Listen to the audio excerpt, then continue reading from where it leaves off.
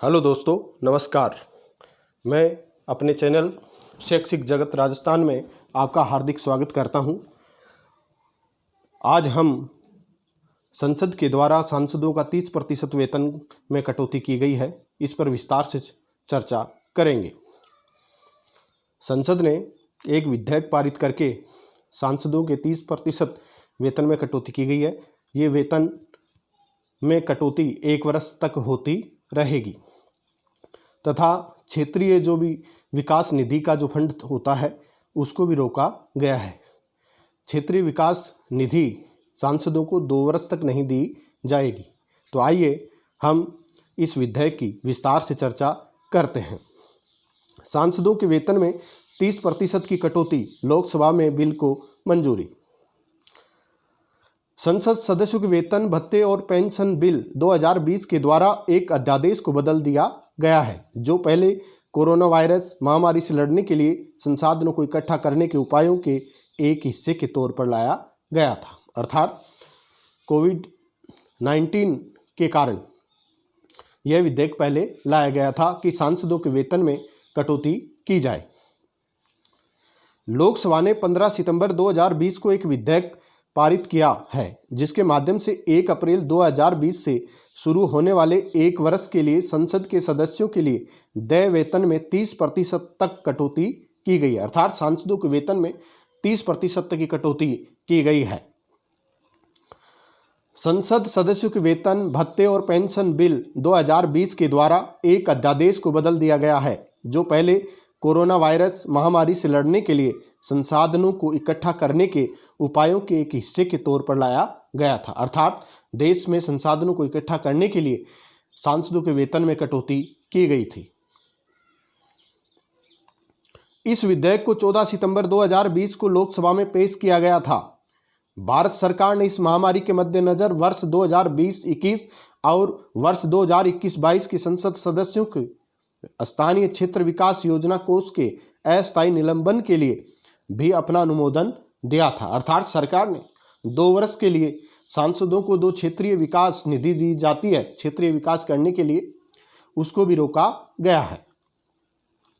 संसदीय कार्य मंत्री प्रहलाद जोशी ने संशोधन विधेयक पर बहस का जवाब देते हुए यह कहा कि मौजूदा कोविड-19 से लड़ने और इसके अर्थव्यवस्था पर नकारात्मक प्रभाव को रोकने के लिए धन की आवश्यकता है। अर्थात संसदीय कार्य मंत्री प्रहलाद जोशी ने संशोधन विधेयक पर बहस का जवाब देते हुए यह कहा कि मौजूदा जो कोविड वायरस से लड़ने और इसकी अर्थव्यवस्था पर नकारात्मक प्रभाव को रोकने के लिए धन की अत्यधिक आवश्यकता है।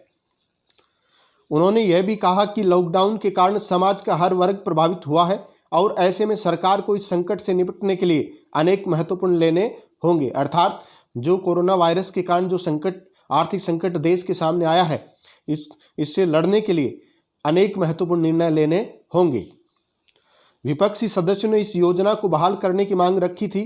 संसदीय कार्य मंत्री प्रहलाद जोशी ने यह बताया कि क्षेत्रीय विकास फंड पर जो भी निर्णय लिया गया है वह अस्थायी और केवल 2 वर्ष की अवधि के लिए लागू रहेगा। अर्थात सरकार ने जो निर्णय लिया है कि सांसदों को क्षेत्रीय विकास निधि जो नहीं दी जाएगी, ये 2 वर्ष तक लागू रहेगी, जबकि सांसदों के वेतन में कटौती 1 वर्ष के लिए की जाएगी।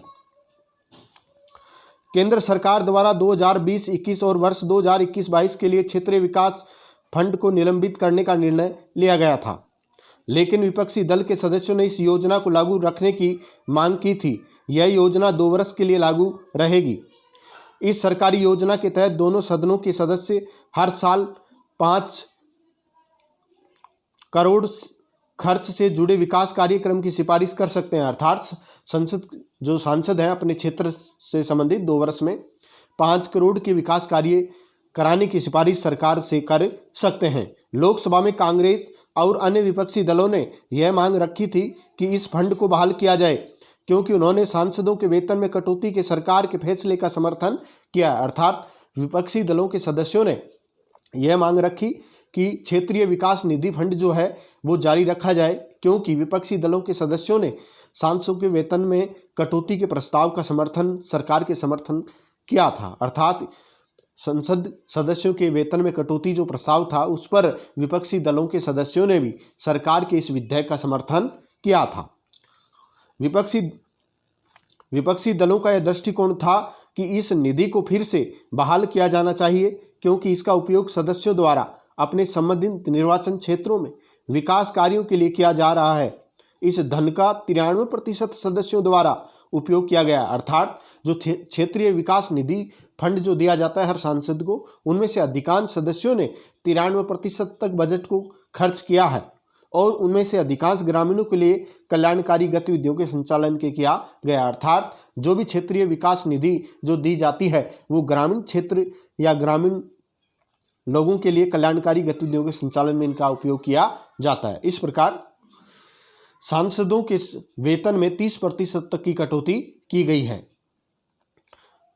ये सेशन आपको अच्छा लगे तो अपने मित्रों को शेयर करें, चैनल को सब्सक्राइब करें, लाइक एवं कमेंट करें। धन्यवाद।